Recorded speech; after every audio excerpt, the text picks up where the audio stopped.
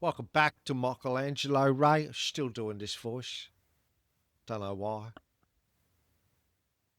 Look, Because it's you fun. need it, It's so so much fun. it is fun. It's fun. And it's I fun. know why Yeah, it's people fun to become hear. actors, Yeah. right? Because it's fun to be other people for a few minutes. Oh, And get paid oh, millions no, of it still dollars. says you're But still that's uploading. Oh, no, that's this oh, one. That's okay. this episode. That's right. Jesus Christ on a On the cracker. cross. Back to Michelangelo. So, Ray, last time on the show, he's Yeah. been summoned to Rome by Pope Julius II.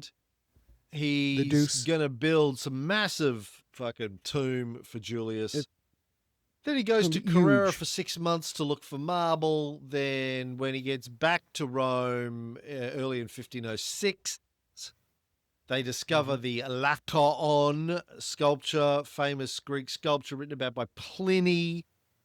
And 2 weeks after that happens, Michelangelo's still waiting for his marble to arrive from Carrara. When it finally does, Rome is flooded and Right. the river overflows and submerged the blocks. Jesus Christ. Not good for marble to be No. flooded. Is it heavy? I've heard that. Marble? I don't know. Yeah. Yeah. It's very heavy, Okay. dude. All right. So heavy. The Pope didn't need a sculptor. He needed Noah to build a fucking ark again. But yeah, no, the rain. It's rain. Not in Africa. It's not raining in Africa. It's raining in Rome. And he says, listen, to the Pope, look, the marble delivery, something went wrong. Don't worry about it. We'll just get some more marble to build the tomb. And the Pope went, tomb? What tomb? Who are you? What? Oh, that. He tried to get Yeah. a meeting with the Pope, and the Pope wouldn't see him. The Pope ghosted him, as the kids say. Right. Right. Well, I mean, he is the Pope. He's got a lot of things going on. Not only is he trying to rebuild Rome, not only is he trying to remake his empire, he's got a lot going on. He's not a young man. I've got to think that the smallest officer general fighting for him is more important to him right now than Michelangelo. Sorry, force a habit. So again, I mean, this guy is like split 27 different ways. And he hasn't got time for this guy he probably barely remembers. So again, this is a blow to Michelangelo's ego. We've all been there when we were the center of attention of a great person, you to me, and then the person goes, "I don't know who you are. Fuck off." And so, how does that not hurt? How does that not hurt your feelings? You're only supposed to get the fucking marble to Rome. I don't know. He did. Why so hard It's just about underground. That? Yeah, Michelangelo kept trying to get an audience with him and kept being told, I'm sorry, the Pope is too busy today. He cannot see you today. He's a very busy man, the Pope. He cannot be seeing you." Right. No. He knows who you are. He just isn't going to dispiace, make ma no. time for you. Exactly.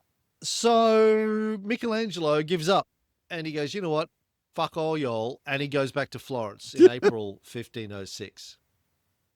Exactly. Well, first of all, he said, he's the Pope. Can't he talk to God about calming down this fucking rain? It's on him. I'm out of here. And you're right. He heads home. Now, we've all dated people like this who they don't want to give you the time of day until you move on. And then they try to get you back. It's a power play, right? They realize what they're missing. Well, yeah, no, but you're right. It's a power play. No, I think it's just that they don't. Your value goes up. I don't want to work with you, but I don't want you to be working with anyone else either. Right. Yeah. Kim and I've had that conversation every week for like 12 years now. So I know. I'd just be jealous if I saw you working with anyone else. I hate working with you. It's annoying as fuck. But if I saw you work with anyone else, I'd be like, that's something. The worst thing there is to work with me, but something worse than that is if I go work with someone else. Work with someone else, and achieve this kind of fame and to say work with you with someone else that you actually do some work, which. So well, I'm just using the word work because I don't know what it is. Yeah, you didn't even know how to pronounce it. Charity? I think it's charity. Let's go with work.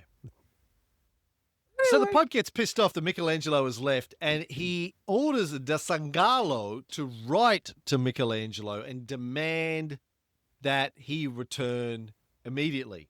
Yes. Now, we've talked about this over the episodes about Michelangelo. Artists before his time were basically wage slaves. You were told, you're going to do this thing. You know, they were treated like plasterers, plumbers, electricians. They were tradies, as we call them here in Australia. Tradies, tradesmen, tradies. Okay, thank you for clarifying. They were hired to do a job. They didn't have any cultural worth, really. Leonardo had started to change this a little bit. But Michelangelo is in a league of his own. He's like, I will not be disrespected by a pope. I don't know how many times I have to tell you that. I will not be disrespected. He needs me. So exactly. Da Sangalo says the Pope demands that you return, and Mickey wrote him a letter. Da Sangalo, this is. Giuliano, I learned from your letter that the Pope took my departure amiss, but that His Holiness is ready to place the money at my disposal and to do all that we agreed upon, and that I am to return and to have no anxieties about anything. As to my departure, the truth is that at table on Holy Saturday, I heard the Pope say to a jeweller and to the master of ceremonies to whom he was talking that he did not wish to spend one baiocco, la Roman silver coin of little value, more either on small stones or on larger ones. At this, I was much taken aback. However, before leaving, I asked him for some part of what I needed to continue the work. His Holiness told me to return on Monday, and I returned on Monday, and on Tuesday, and on Wednesday, and on Thursday, as he was aware. Finally, on Friday morning, I was turned out. In other words, I was sent packing. And the fellow who turned me away said that he knew who I was, but that such were his orders. At this, having heard on the said Saturday the said words and seeing their effect, I was overwhelmed with despair. He added that there was another reason which I do not want to write about, although he alluded to a vague threat. He said, I had cause to think that if I remained in Rome, my own tomb would be sooner made than the Pope's. Oh, damn. This is getting personal now. What do you think of that? Because, I mean, if a pope dies, you just elect a new pope. If Michelangelo dies, it's not like another one's going to be coming along anytime soon. But still, do you think this is him being a little bit of a oversensitive? Or, I mean, this is the pope after all. Well, yeah, I mean, the suggestion is that he felt the Pope owed him money. The Pope wasn't paying up. And at some point, the Pope said to someone, if that fucking cunt doesn't get out of here, have him killed. Right. Or if I owe him money and I have him killed, I don't have to pay him, right? Yeah. That sounds pretty good to me. That's what we call a financial bonus. In his letter, he continues, this is to Da Sangalo, now you write me on behalf of the Pope. So will you read this letter to the Pope and inform His Holiness that I am more than ever ready to continue the work? But if it is indeed his wish to execute the tomb, he should not trouble himself as to where I do it, provided that at the end of 5 years, as we agreed, it shall be set up in St. Peter's, wherever he chooses, and that it shall be a work of art such as I have promised. For I am certain that if it is carried out, there will be nothing to equal it the world over. Now, if His Holiness wishes to proceed, let him place the sum agreed at my... It puts the lotion on its skin. It puts the lotion. Let him place the sum agreed at my disposal here in Florence, whence I will write to him. I have quantities of marble on order at Carrara, which I will have sent here, and similarly I will send for supplies I have in Rome. Even if it were to mean a considerable loss to me, I should not mind if I could do the work here. and I would forward the pieces one by one as they are completed, by which arrangement his holiness would derive as much pleasure from them as if I were working in Rome, nay, more, because he would see the finished things without having any further bother about them. And for the said money and for the said work I will pledge myself, as his holiness directs, and will give him here in Florence whatever security he shall demand. Be it what it may, Florence is my full and sufficient security. And I should add that there is no possibility of doing the said work for the same price in Rome, owing to the many facilities which exist here but do not exist there. Again, I shall work better here and with greater zeal, as I shall not have so many things to think of. Meanwhile, my dearest Giuliano, I beg you to answer me as soon as possible. Can I don't know if you ever, if there's a picture of the letter. I don't know what font it was written in, but I'm guessing it was Cantonese, because he was getting pretty cunty at the end there. I mean, he's talking about the Pope as if he's an equal. Look, I'll do it, but I'm going to do it here. I'm not going to do it there. Fuck you. I'll send it to you in pieces. I work on the road. I travel. I do things. I mean, he was getting snippy, it seems to me, with the Pope. Or is that reading too much into it? What do you think? Oh, I think he's like, listen, bitch. Bitch. I will not be disrespected by a Pope. I will do it where and when I bloody well please. And if you don't like Send me the cash. you can get fucked, Right. quite honestly, because I don't take orders from no man. It doesn't matter. That's exactly right. Except for that guy. Master Wayne. But yeah, no, you I need mean, to he's take care of yourself, Master Wayne. You haven't slept in weeks. You're not eating. I get that he feels safe in Florence, but he's not that safe, if you know what I'm saying. So again, the tone, a little harsh, it seems. So this is one of the first times in history that an artist is dictating the terms of the work and basically writing the contract, not just to anyone either, but to Right. Yeah. not just a pope, but the warrior pope, the fearsome pope, Yeah. some badass military pope who had led doesn't mind armies killing. before he was a pope. Yeah. During the In the Italian front. wars. Yeah. And will continue to front, lead yeah. armies as the Pope because he doesn't give a shit. Right. Damn. So this is literally changing the client or whatever patron artist relationship. I mean, again, you have to start somewhere, right? This is starting at the very top because he's the best there is. But again, this will ripple down to other artists throughout the Renaissance. But the thing that he doesn't get is the Pope has other priorities. Like his tomb, it's great. Art is great. But the Pope is going to war when all this is going on. Literally going to war. Literally. He's gathering cannon. Yeah. Yes. And yeah. Michelangelo is pissy because he's not getting all of the Pope's attention. I'm special. Tell me I'm pretty. You're pretty. What's pretty about me? You know, it's that kind of thing. I mean, he's getting a little pain in the. I'm starting to get pissed at him, and I'm normally on the artist's side. So, yeah, but you're right. The Pope has got other stuff going on. So as we mentioned in the last episode, when Giuliano della Rovere becomes Pope Julius II, one of the things that he decides to do straight off the bat is to retake the area of Emilia-Romagna. He wants to take back a lot of different areas that used to be part of the Papal States. He wants to rebuild the Papal Empire that have sort of been squandered a little bit by the Borgias. And he has some failures and some successes, but he's really going to war to take the towns of Perugia and Bologna. I've been to Perugia, lovely part of Umbria. He's going to take them back for the church. And, Michelangelo's like, war schmore. Listen, art always should take precedence over war. What is it good for?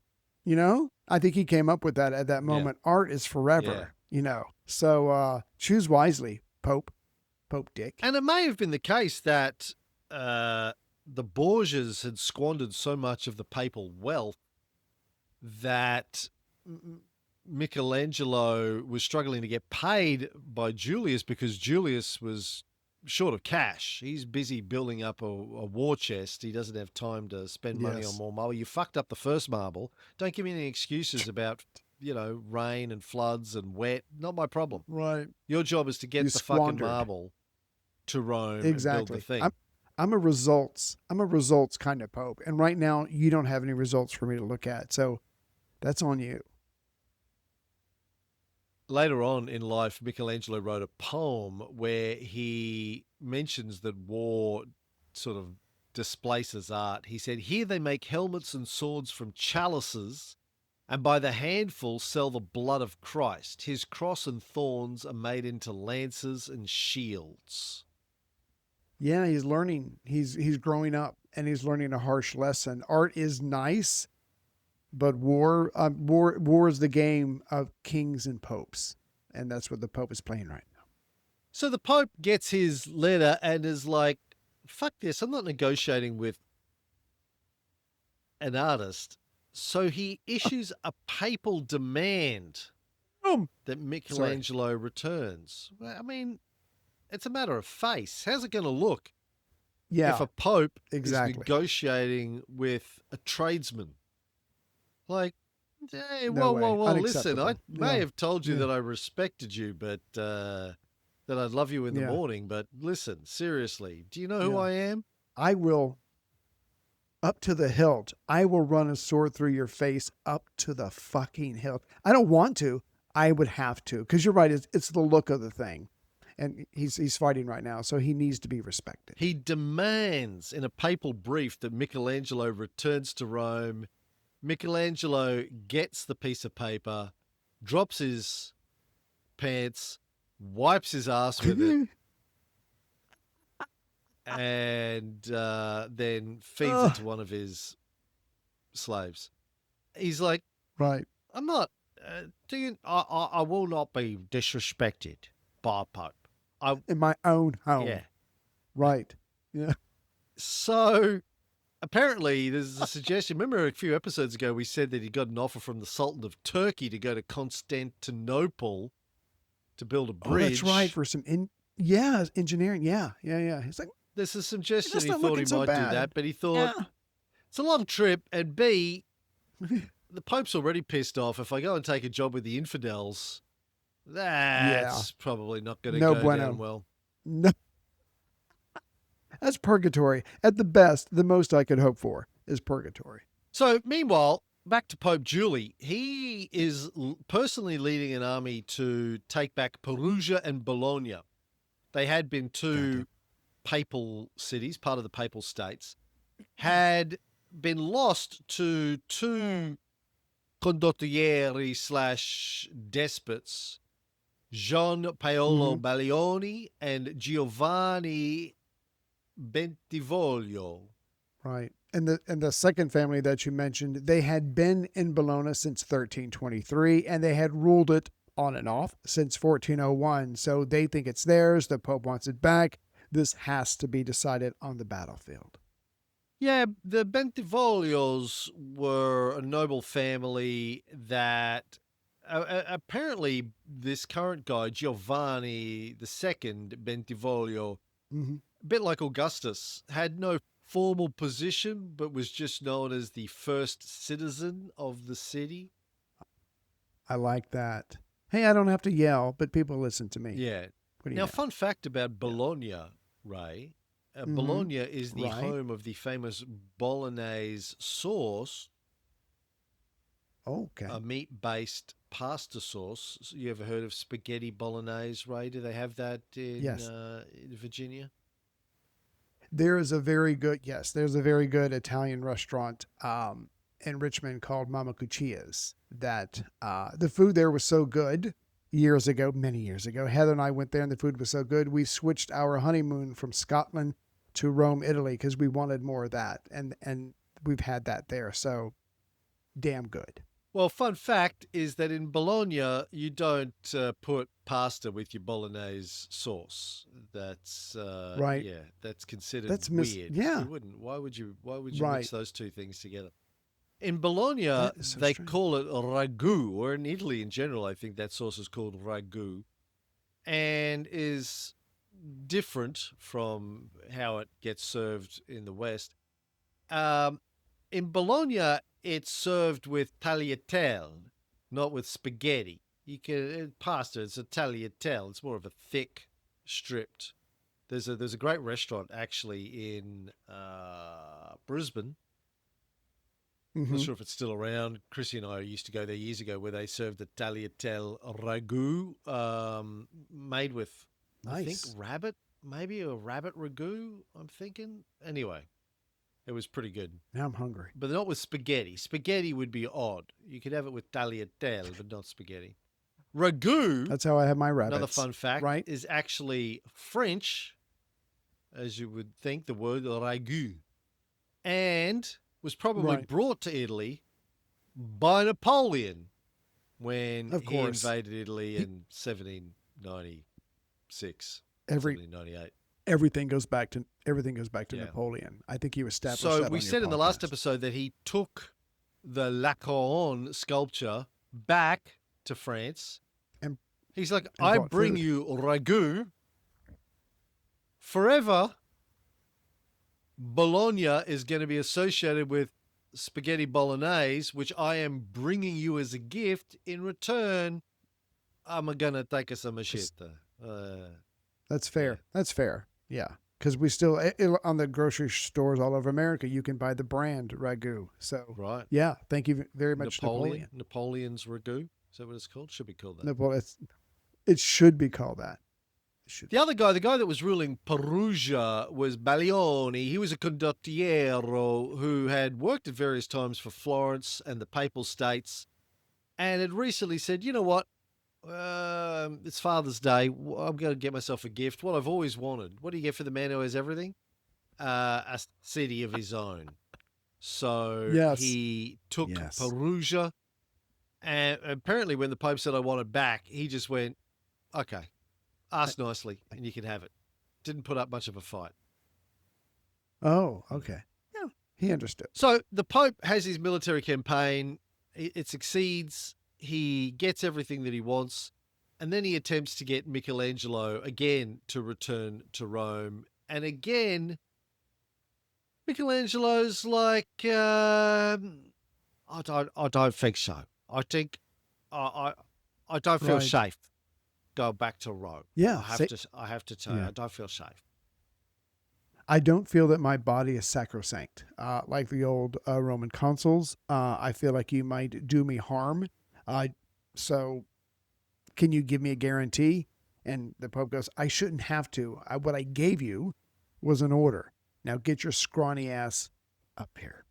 Imagine that you ask for a guarantee of your safety, and the Pope goes, can't do that. No, I won't. I could, but I won't because you're pissing me And what's off. the I might downside wanna for the kill Pope? Like, if he gets killed, like, what's he going to do? Sue him? Like, you're dead. Like, you. Yeah, what's yeah. the point? Honestly, Dead. what's the point of me Exactly. guaranteeing your safety? If you're dead, you're dead. Like, you're not Yeah. going to be able to hunt me down Yeah. in purgatory. Right, but it's like you said a couple of minutes ago. It's about face, right? I shouldn't have to give you a guarantee. I'm the Pope. I'm up here. You're down here. I don't think I can stress that enough. It's God, me, you. So get your ass up here. Shouldn't have to guarantee you anything. And this 30-year-old shit is going. Then I'm not coming. I'm the Fuck you and the horse you rode I'm in the on. holiest of holy men. Like, when has a Pope ever done something to someone from Florence that wasn't whole? Yeah, name one time name a one. Pope has ever tried to.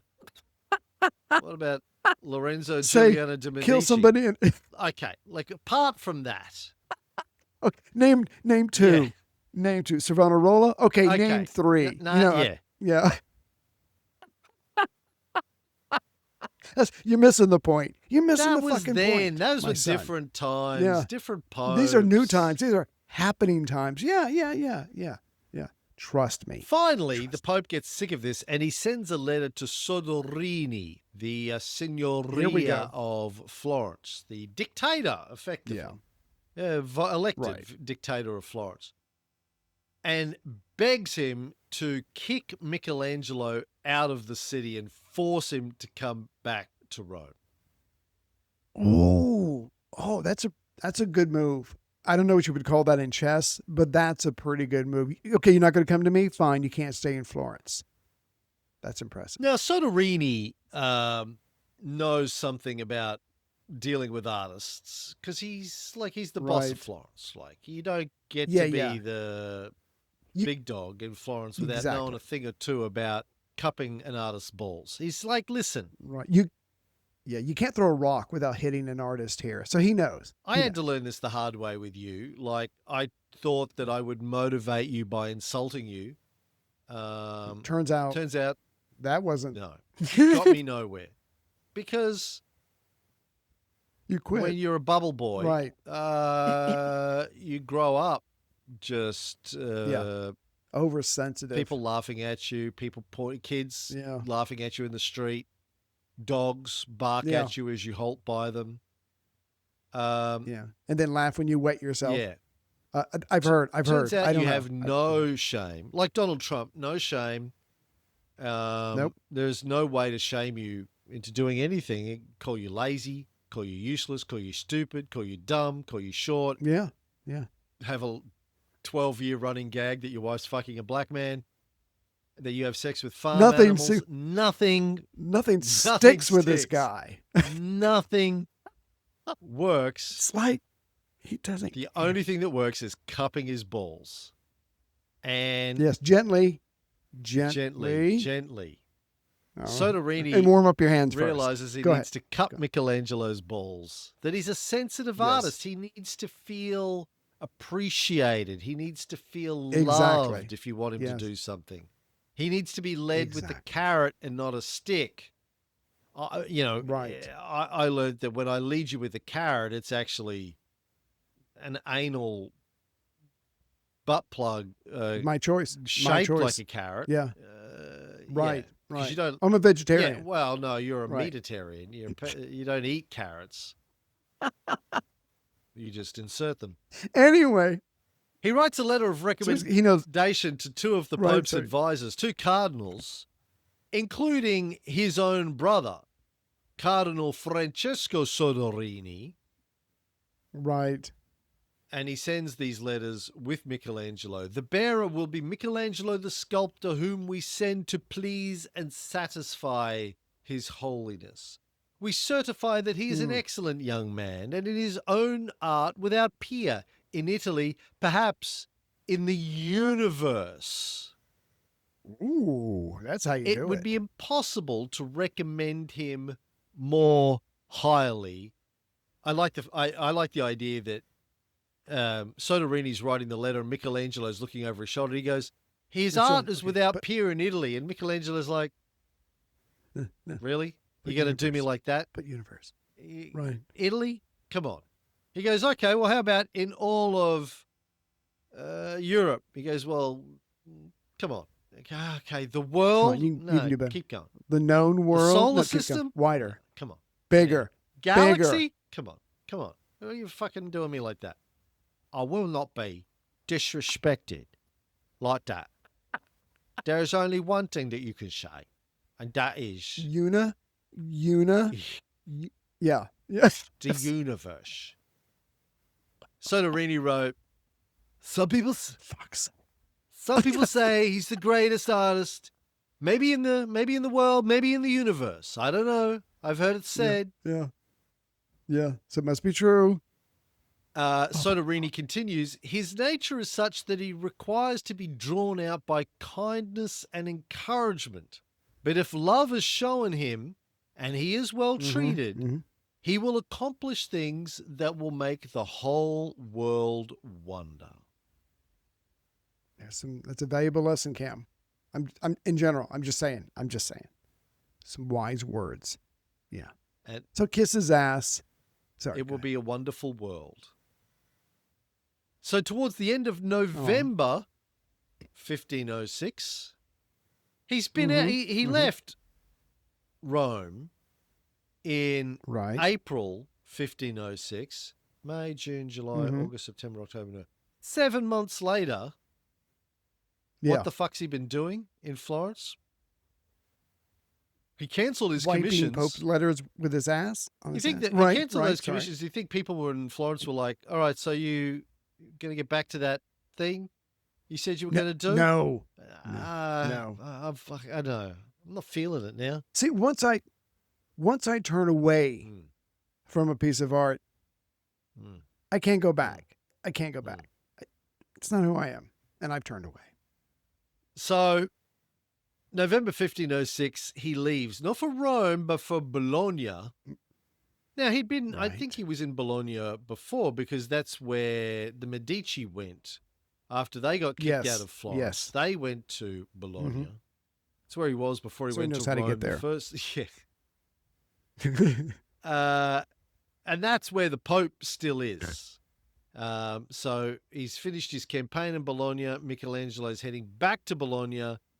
Not certain what kind of an audience he's going to get with the Pope when he gets back there, but I guess we'll have to wait and see in the next episode of I Will Not Be Disrespected by Anyone. I have to be led with love and kindness, Ray.